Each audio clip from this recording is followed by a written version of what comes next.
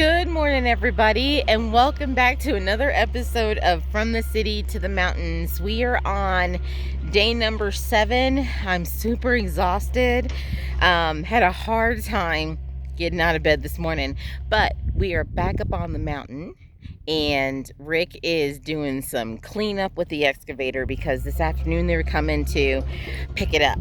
So I'm grateful that I've made some good friends in town, and I made some good friends with the people at the rental place, which is nice. So they're not going to come and pick up the excavator till this afternoon, so we actually have time to kind of clean up the mess that we've got. So when I left you guys last, we were looking at the fact that I had a big old septic tank that needed to get buried, and I was talking about how I was in the hole. And so I know that it was deep enough because the tank and I are the same height, which is like 5 foot 1 inch, and the hole's deeper than that, so we're in a good spot. So I'm going to show you what we got accomplished yesterday. We were here from 8 o'clock in the morning yesterday till literally 8 o'clock at night. We did not leave the mountain until I think we got off the mountain at about 8:15, and that's because we are so in and so high up, it takes us about 10 minutes to get down from the mountain. So yeah, that's exciting. So let me show you what we've...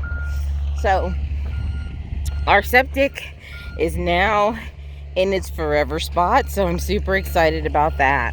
All we need to do is have the water truck come up to fill up the tank halfway, because this septic has to be filled halfway to avoid any crushing that could potentially happen when we go ahead and backfill and bury it.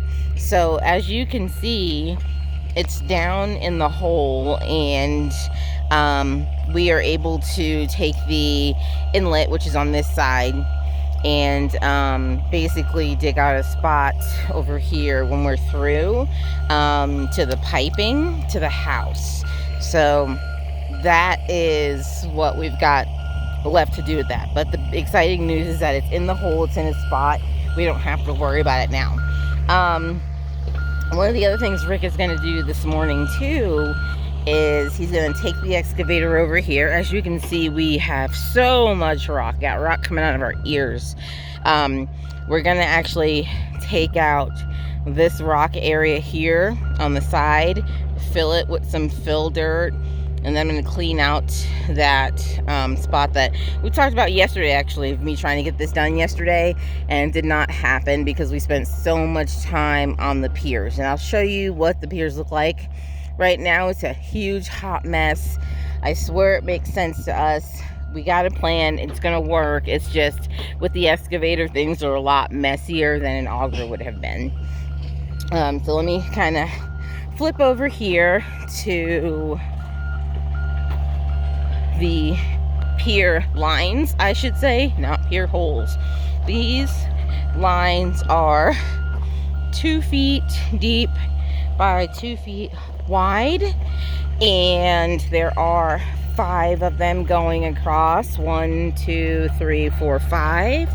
And yeah, it looks messy. It doesn't look like pier spots right now, but basically what we're going to do is put a sonotube in there, measure out each pier, because there's 5 in this first one, there's 3 in this second one, and then there's 5, and there's 3, and there's 5. So we're gonna basically go through and put down the sonotubes, measure out the area we need, backfill everything else, pour the gravel in, and then have the concrete guys come up here hopefully next week, so that we can have our footers and our piers are done. So hopefully by like next Friday our piers will be completely done, and I'll show you what that looks like, so you get to see kind of the craziness of it now, and then you'll be able to see what it all looks like in the end.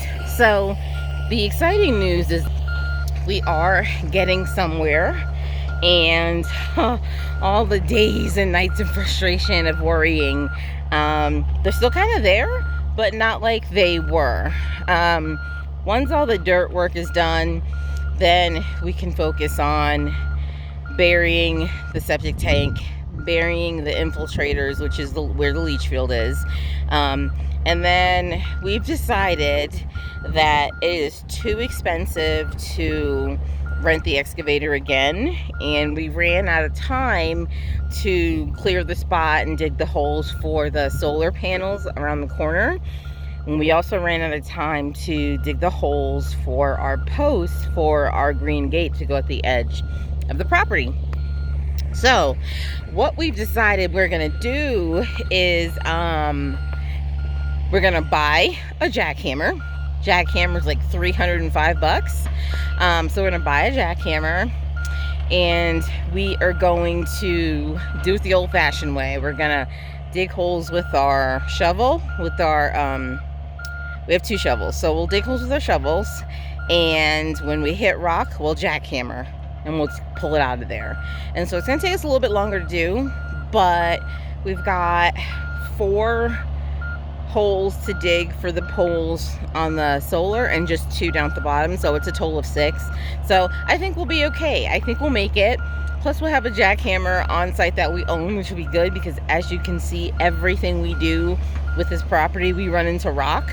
So I think it's a good investment. So that's what we're gonna do.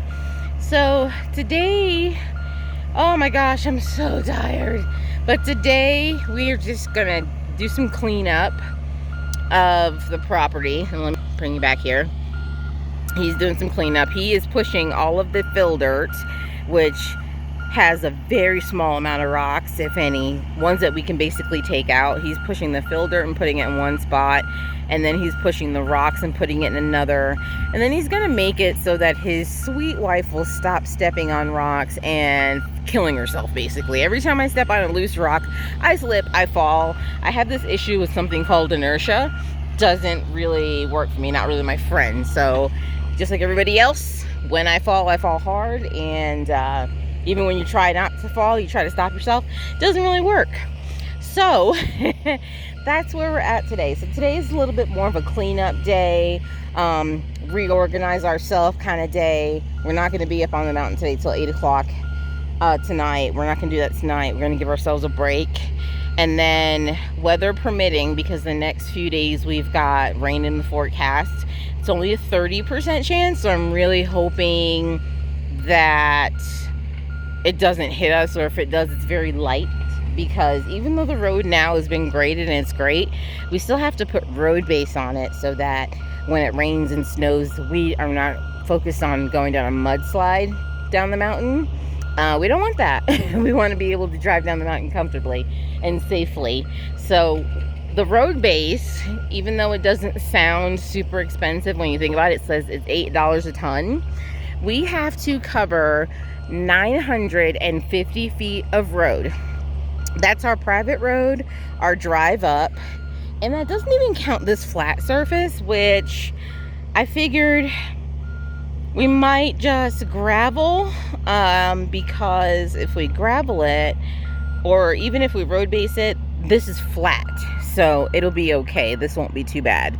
We're just gonna basically do it so it doesn't get super muddy. But as y'all can see on the road, it's not flat by any means when you come down. And this is our private road up to the property, and starting from right here all the way down till we hit the county road, which is called Sunrise, it's 950 feet. And so if I understand, the sweet lady I talked to over at the gravel place, she said that for every ton of road base, it covers 42 square feet.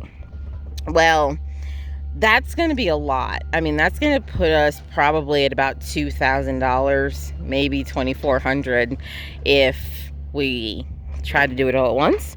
So we're basically going to do like this section here, because it's going down.